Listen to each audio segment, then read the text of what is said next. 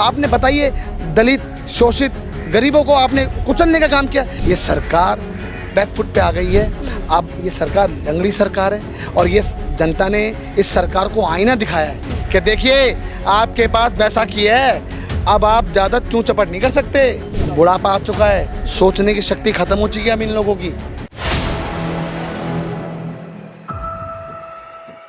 4 PM Delhi देख रहे हैं आप और मैं हूं आपके साथ शाहीन खान। जिस तरीके से लेटरल एंट्री के बाद लगातार घमासान मच गया था और सरकार को विपक्ष ने चारों ओर से एक तरीके से घेर लिया था, लेकिन फिलहाल सरकार बैकफुट पर लेटरल एंट्री को लेकर के आ गई है।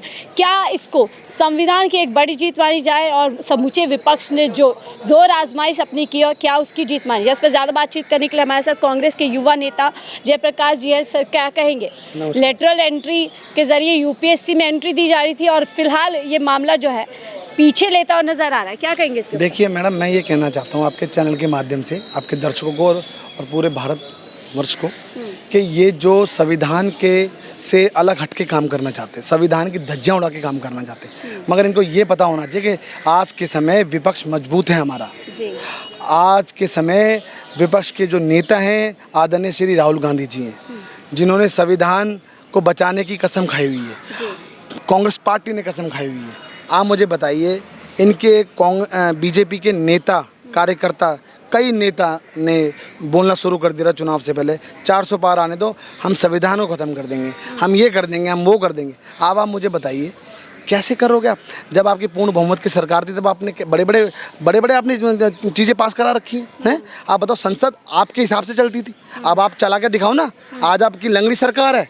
और अब मैं आपको ये और कहना चाहता हूँ, आपको याद होगा आज से पहले इन्होंने बिना यूपीएससी के भी इन्होंने पहले भी एंट्री करी थी, याद होगा आपको, लगभग 90 से ज़्यादा करी थी। इस चुनाव में उन्हीं से तो यूज़ किया है। मैं बता दूं आपको, ये जो चुनाव लड़ा है उन्हीं लोगों के दम पे तो चुनाव लड़ा है इन्होंने। मैं कहना चाहता हूँ, आप आखिर आपकी क्या मजबूरी है? आप क्यों संविधान को ख़त्म करना चाहते हो? संविधान की अहमियत को क्यों मतलब जीरो करना चाहते हो?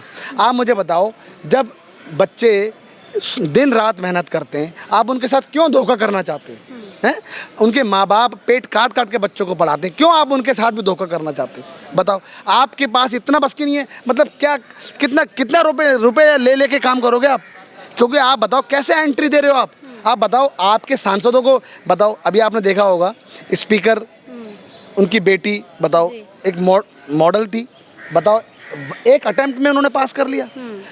आप मुझे बताओ, बच्चे दिन रात मेहनत करते हैं, वो पास नहीं कर पा रहे, और बताइए सांसद की बेटी ने एक अटेम्प्ट में पास कर लिया। मैं कहना चाहता हूँ ऐसा हो, मतलब कैसे हो रहा है? क्या लगता है, क्या ये विपक्ष की ताकत है कि आज सरकार को बैकफुट पर इस मामले पे आना पड़ा? जी, ये विपक्ष की ताकत है, ये जनता की ताकत है। ये जनता ने विपक्ष में राहुल गांधी जी को मजबूत नेता बना के भेजा है। जनता ने अपनी तरफ से राहुल गांधी जी को संसद में लड़ने के लिए भेजा है। वैसे भी पहले भी लड़ते थे वो, मगर आज उनकी ताकत जो जनता ने जो अपनी शक्तियों से दी है, आज राहुल जी की ताकत बढ़ी है। आज नरेंद्र मोदी जी लड़के दिखाया, आप करके दिखाया। आपने जनता को कुचलने का काम किया है। आपने बताइए दलित, शोषित, गरीबों को आपने कुचलने का काम किया कि आपको तो हाथ बढ़ा के ऊपर उनको उठाना था। अरे आपको तो 10 साल में इतना जनता ने मौका दिया, पूर्ण बहुमत की सरकार बनाई आपकी, आपको तो गरीबों को ऊपर उठाना था। अरे आप तो गरीबों को कुचलना शुरू कर दिया। कहते तो हैं सबका साथ सबका विकास। आप बताइए, आप कॉर्पोरेट को लेके चल रहे हो, अडानी और अंबानी को लेके चल रहे हो। आप बताओ, अब आप क्या कर रहे हो? अभी आपने चुनाव में देखा था, अडानी और अंबानी के टेम्पो भर की बात करते थे, हैं? अब फिर आप मतलब क्या कर रहे हो आप? मैं कहना चाहता हूँ, ये सरकार बैकफुट पे आ गई है। अब ये सरकार लंगड़ी सरकार है और ये जनता ने इस सरकार को आईना दिखाया है कि देखिए आपके पास बैसाखी है, अब आप ज़्यादा चूं चपट नहीं कर सकते। नहीं तो और मैं और बता देना चाहता हूँ आपके चैनल के माध्यम से, जिन्होंने मोदी गवर्नमेंट को जो समर्थन दिया है, जिन सांसदों ने मोदी जी को समर्थन दिया है, सुनिए मेरी बात, बड़ी ध्यान से सुनिए। जिन सांसदों ने मोदी जी को समर्थन दिया, मैं उन सांसदों को कहना चाहता हूँ कि आपको जनता ने चुन के भेजा है। अगर आपने अभी भी आवाज़ नहीं उठाई गलत के लिए, अगर आपने गलत का साथ दिया अभी भी, तो याद रखिए अगली बार जनता भेजेगी नहीं संसद के अंदर। अगर आपने आवाज नहीं उठाई तो। लेकिन चिराग पासवान बड़े ही मजबूती के साथ आवाज उठा रहे इस मामले पे, हालांकि एनडीए के अंदर है, सहयोगी दल के अंदर आते हैं, लेकिन क्या लगता है कि इस मामले पर सरकार से अपना जो सहयोग है उसे छीन लेंगे? देखिए, जनता से बढ़कर नहीं है। चिराग को भी पता है कि ये जनता है, ये चुन के बेचती है। अगर आज मैं नहीं बोला तो अगली बार मेरी भी विकेट उड़ा देगी जनता। तो मैं कहना चाहता हूँ, इस वक्त ये जो फैसला इन्होंने लिया है, इसको मैं राहुल गांधी जी को, विपक्ष के नेता हैं हमारे कांग्रेस पार्टी को, और जो गठबंधन की सरकार है, गठबंधन जो हमारा गठबंधन है, सबको धन्यवाद करना चाहता हूँ कि आपने मजबूती के साथ जनता की लड़ाई लड़ी और ये जो लेटर एंट्री थी इसको वापस लिया। क्योंकि पिछली बार भी इन्होंने पूर्ण बहुमत का सरकार होते हुए इन्होंने पिछली बार भी 90 से ज़्यादा लोगों को इन्होंने एंटर किया था, मगर अब नहीं कर अखिलेश पाएंगे। यादव जो कि दो लड़कों की जोड़ी राहुल गांधी से उनको जोड़ करके बोला जाता है, उन्होंने पूरी तरीके से मोर्चा खोल दिया था। 2 अक्टूबर से सरकार के खिलाफ उतरने वाले थे, लेकिन आप पूरी तरीके से इस फैसले का स्वागत कर रहे हैं और कह रहे हैं कि सरकार कहीं ना कहीं अपने घुटने टेक चुकी है, जिस मजबूती के साथ हम उनके सामना करने वाले थे। मैडम, मैं ये कहना चाहता हूँ, अभी इनके अगर 5 साल चल जाए तो बहुत गनीमत की बात है, याद रखिए। मैंने अभी आपको क्या कहा, उन सांसद, वो सांसद मेरी बात सुन रहे होंगे, वो सांसद को पता है कि जनता से बढ़कर नहीं है।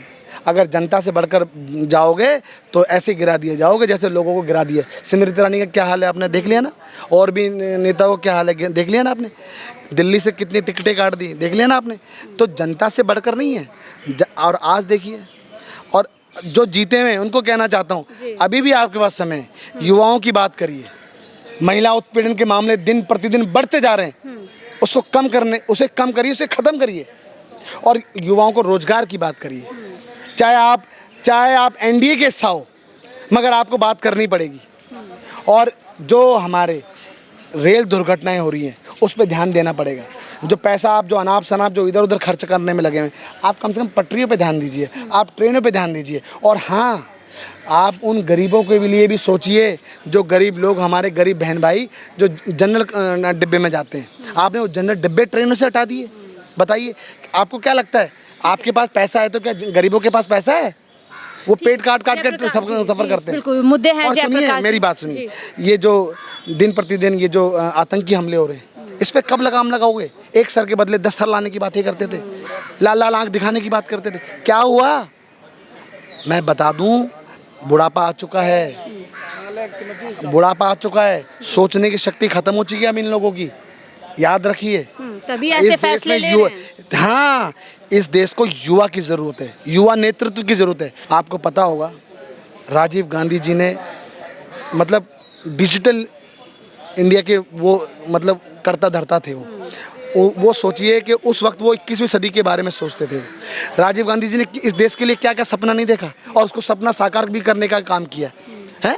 मगर जो उनके साथ जो किया, आज मैं, हालांकि मुझे बोलने का तो नहीं है, मैं उनको श्रद्धांजलि देना चाहता हूँ, मगर मैं ये कहना चाहता हूँ, जो उन्होंने इस देश के लिए जो किया है। और उस वक्त भी राजीव जी एक ही बात करते थे कि बड़ी बड़ी ताकतें हैं, ये ताकतें धर्म की राजनीति करने के लिए कर रही है, ये हिंदू मुस्लिम कर रही है, इन्हें हमें रोकना है। राजीव जी उस वक्त से बोलते हुए आ रहे हैं। सोचिए, अगर राजीव जी सोचिए, उनको भी पता था कि बीजेपी पार्टी ऐसी ही है, बीजेपी पार्टी ऐसी ही है जो कि इस ऐसे तरीके का काम करती है, साजिश करती है। इसी की बात कर रहे हैं। देखिए, आप लोग इसको कह रहे हैं एक बड़ी जीत यहाँ पर कहीं ना कहीं विपक्ष की हुई है, संविधान की हुई है, जिस तरीके से फैसला वापस ले गया है। लेकिन अभी भी आप ही के सहयोगी आम आदमी पार्टी के नेता संजय सिंह कह रहे हैं कि अभी भी संभलने की जरूरत है। बीजेपी की एक बड़ी राजनीतिक साजिश यहाँ पर है। 4 जो विधानसभा चुनाव होने हैं, उनको देखते हुए इस तरीके का फैसला लेगा। जैसे चुनाव पूरे होंगे फिर इस तरीके से आरक्षण पर हमला होगा। देखिए, मैं कहना चाहता हूँ, अब तो इनके बस की कुछ नहीं है बीजेपी के। अब जैसे ही अगर ये थोड़ा हिलना डुलना शुरू करेंगे ना गलत देश के खिलाफ, तो वहीं दबा दिए जाएंगे। आप समझिए, इन्होंने बहुत कुछ कर लिया इस देश को मतलब दीमक की तरह इन्होंने ख़त्म कर दिया। ठीक है, तो क्या 240 अब इस देश को बनाने की बारी है, और अब ये युवा नेतृत्व की बारी है। याद रखिए, वही मेरा इस देश को बनाने की बारी है, युवा नेतृत्व की बारी है। ठीक है। और अब राहुल गांधी की बारी। ठीक है, वही मेरा सवाल है कि जिस तरीके से आज भाजपा 240 पर अटक गई है और जो एक मजबूत विपक्ष है, क्या इसी के चलते ऐसा हो रहा है कि वक्फ बोर्ड आता है, उसको जेसीपी गठित कर करके जो है रोक दिया जाता है, और भी बिल आते हैं जिनको बार बार सरकार लेकर आ रही है पर पूरी तरीके से उसको लागू नहीं कर पा रही। देखिए, मैं कहना चाहता हूँ बहुत सारी चीज़ें हैं, बहुत सारी चीज़ें अभी भी ये आक्रमण कर रही है इस देश के ऊपर।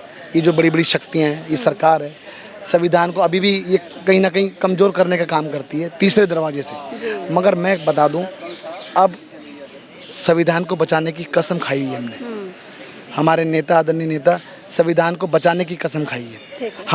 हमने संविधान को बचाने की कसम खाई है, हम गरीबों को बचाने की कसम खाई है।